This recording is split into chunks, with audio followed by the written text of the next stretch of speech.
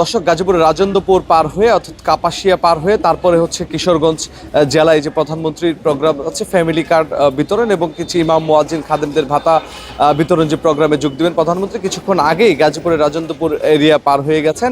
এখানে কিন্তু গাজীপুরে হাজারো দলীয় নেতাকর্মী, বিএনপি নেতাকর্মীরা কিন্তু হচ্ছে তাদেরকে স্বাগত জানিয়েছেন এবং গাজীপুর সদর উপজেলা বিএনপির পক্ষ থেকেও আমরা দেখেছি যে হাজারো নেতাকর্মীরা তাকে হচ্ছে স্বাগত জানিয়েছেন প্রধানমন্ত্রীকে।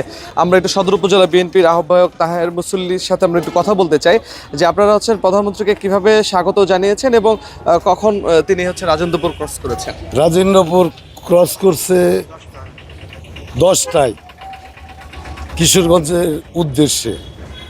এইখানে আমাদের কোনো দলীয় কর্মসূচি ছিল না। এটা শত শত হাজার হাজার মানুষ স্বতঃস্ফূর্তভাবে তারেক রহমান মাননীয় প্রধানমন্ত্রীকে অভিনন্দন জানানোর জন্য এই রাজেন্দ্রপুর চৌরাস্তায় এখানে উপস্থিত হয়েছে।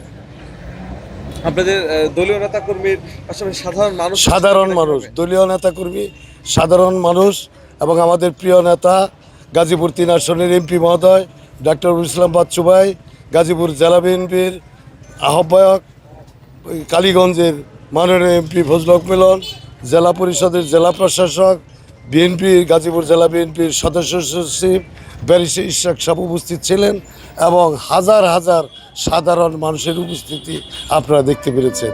তাকে ভালোবেসে তাকে অভিনন্দন জানানোর জন্য, তারেক রহমানকে অভিনন্দন জানানোর জন্য এই গাজীপুরের মানুষ উপস্থিত হয়েছিল এখানে।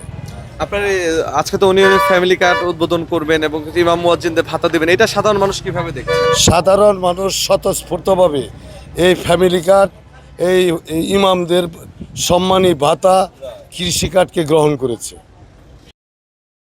সাধারণ মানুষ স্বতঃস্ফূর্তভাবে আমাদের সাথে যোগাযোগ করছে ফ্যামিলি কার্ড, কিন্তু শতভাগ সততার সাথে যে ফ্যামিলি কার্ডটা পাবে হতদরিদ্র, দরিদ্র, নিম্নবর্ত দরিদ্র, মধ্যবিত্ত দরিদ্র, তাকে সমহারে বন্টন করে দেওয়া হবে।